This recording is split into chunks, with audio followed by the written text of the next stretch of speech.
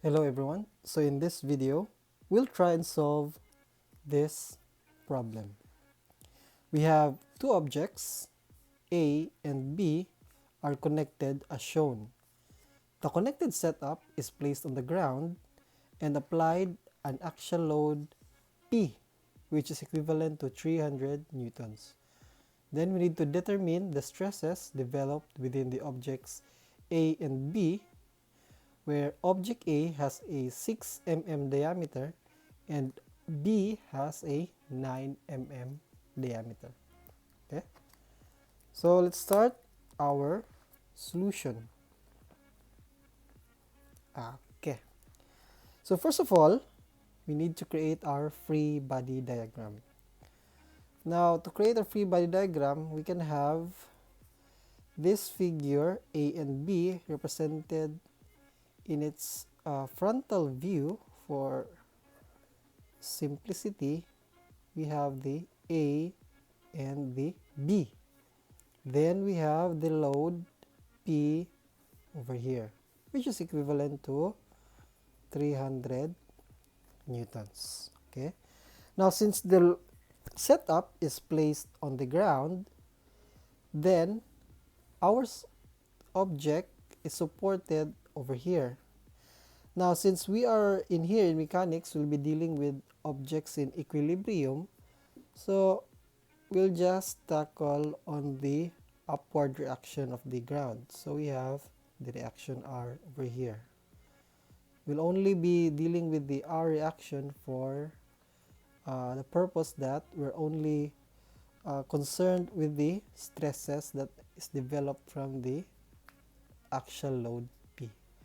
Now, with this setup, since our object is in equilibrium, then we can solve R. I believe from your previous subjects such as statics that with the equations of equilibrium, you have the summation of forces along y equals 0. I assume going up is positive. I'd get positive R minus P is equal to 0. We have R minus 300 equals 0. Then we'd get R is equal to 300 Newton. Okay. So, we are to determine the stresses developed at objects A and B. Okay.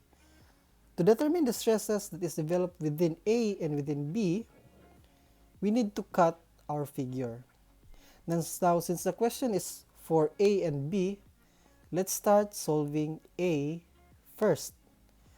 Now we need to solve, we need to cut somewhere within A. Let's say, for example, over here. Let's say this is section AA. So if we cut at that section, it will divide our objects between the upper side and the lower side. Now, it will be up to us which side we will use or which side we will solve. But I would prefer solving the upper side because it is smaller, so it will be easier to analyze. Now, this is A.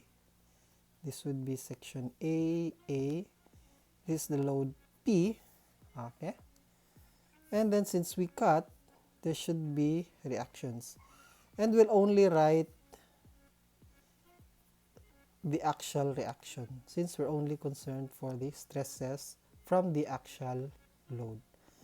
Now, looking at the setup, we only have these two forces using the same solution as previously over here. Then we can also say that by summation of forces along y equals 0, we know that RA is equal to P, or RA is equal to 300 Newton. Okay.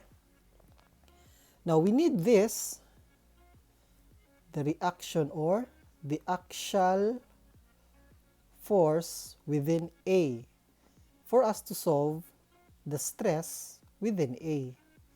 Now since the load P is an axial load, then we can use the simple formula for the normal stress, which we have, okay, P over A, okay?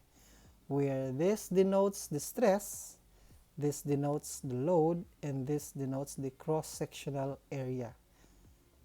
We already have the P, which is this equivalent to our RA, and for the area. So what we need to solve for the stress at A is the internal reaction within A and the cross-sectional area of A. We already know RA, which is 300 Newton. What we need now is the cross-sectional area of A. Now, from the given problem, it states here that object A has a 6 mm in this figure. Now, in some books, they do not make mention of the word diameter. Okay? They do not mention this word. Instead, some authors, some problems, and some books use this figure. Now, this figure simply denotes diameter. So, when you see this and you have a number beside it, this number means that this is the diameter. So, we have here object A has 6 mm diameter. Therefore, our object A has a circular cross section. Now, since we have a given diameter, then our area formula should be pi over 4 the diameter of A squared, where we have the diameter at A is 6 mm squared. Okay, so we have our stress at A would be, have here 300 divided by shift pi over 4 6 mm squared. Okay, here we go, checking 300 over pi over 4 d squared 6 squared. Okay, let's try 10.6 10.61. This is now Newton per mm squared. Okay, now we have our stress at A. Do note that this stress is a normal stress. This is a normal stress because the reaction at A, or its internal force developed within A, it is perpendicular. As you can see over here, the load direction is perpendicular to the area. That's why we have a normal stress. And the normal stress is a compressive. It is a compressive type of normal stress. It is a compressive because, as what we can see here, the direction of RA, it is going towards our cut section. Okay? Now, when I solved this a while back, I assumed its direction, it is going towards A. What if I assumed it is going away? Okay? If I assumed it was going away, like for example, I assumed RA, then we would have summation of forces along Y equals 0. I assume going up is positive. We'd get negative P minus RA equals 0. Then we'd get, transfer it to the other side, or we can transfer RA to the other side. You have negative P is equal to RA. Okay, negative P is equal to RA. So that by transposition, we have RA is equal to negative P. And negative P is so negative 300 Newton. Now, what this negative 300 Newtons means is that our assumption for RA's direction is opposite of the correct direction. Meaning, we assumed RA going away from the cut, but since our answer is negative, then its true direction is it should be going towards the cut. which is this is the correct direction of RA.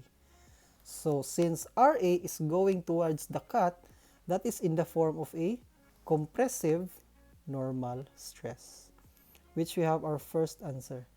Now the common unit for stresses is Pascal. Okay? Pascal. Pascal is equivalent to Newton per meter squared. Okay? So we can actually change this one into Newton per meter squared.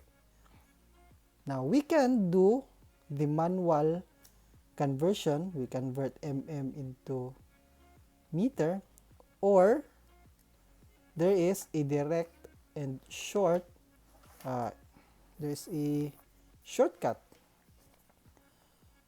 1 Pascal is equivalent to 1 Newton per meter squared. This we know. 1 kilopascal, that is equivalent to 1,000 pascals. 1 megapascal, that is equivalent to 1,000 kilopascal. But then there is actually another equivalent value of megapascal, and that is 1 Newton per mm squared. Okay? Normally, the kilopascal, it should have been 1 MPa is equivalent to 1,000. This is the 1,000. The kilo means another 1,000. And the pascal is a Newton over meter squared. But this is also equivalent to, if you try and convert this at home, this is also equivalent to 1 Newton per mm squared. You can try and do the conversions, no, for your own computations. But 1 MPa, just to give you a shorter view, 1 MPa is equivalent to 1 Newton per mm squared. So our answer can be, you have the stress at A is equivalent to 10.61 megapascal. Okay. Proceed to B. Doing the same, we cut a section at B. Okay. Cut a section at B. We choose one side. I would choose the lower side because it is a smaller in view. Okay. So we have here B. This is now section B. This is the reaction R. I would assume RB would be going down. Okay.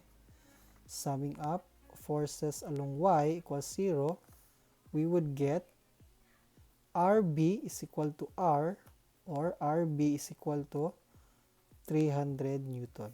Okay. Solving for its stress, we have same over here, P over A. So the P is the RB, so we have 300 Newton over same area. It is still a circular cross section, so pi over 4 d squared. Now its diameter, as made mention, it is 9 mm in diameter. So we have 9 mm diameter. Okay. So the stress at B is strength of 300 over pi over 4, 9 squared. Okay, checking. 300 pi over 4, 300 pi over 4, 9 squared, 4.72. Okay, 4.72 megapascal. Okay. So you've noticed, we have the same amount of load applied to two different objects, which resulted in different stresses. One of the key factors, it is because they have different cross-sectional area. even though they have the same load, but since they have different cross-sectional areas, it resulted in different values for the stresses. Now, note that these answers are now the stresses of A and B in whichever part we solve. Now, what I mean is, if we look at this figure, I made the cut at A somewhere in the middle. Okay? If I change the cut somewhere around here, a little bit closer to the top, the answer will still remain the same because the cross-sectional area of this one in this side is just the same with the cross-sectional area at this spot, which means that our answer is actually the stress all throughout A at whichever point, since the value will only be affected by P and A, and A is constant all throughout for the figure A, and we have a singular load that flows through our object, which is P equal to 300 Newton. Okay? So anywhere you will cut, as long as it is within A, that is the stress at A. Same for B also. Anywhere you cut along B, you will still get the stress for B. So we have the answers here. For the stress at A, we have 10.61 megapascal. Stress at P is 4.72 megapascal. I mean 10.61 megapascal and 4.72 megapascal.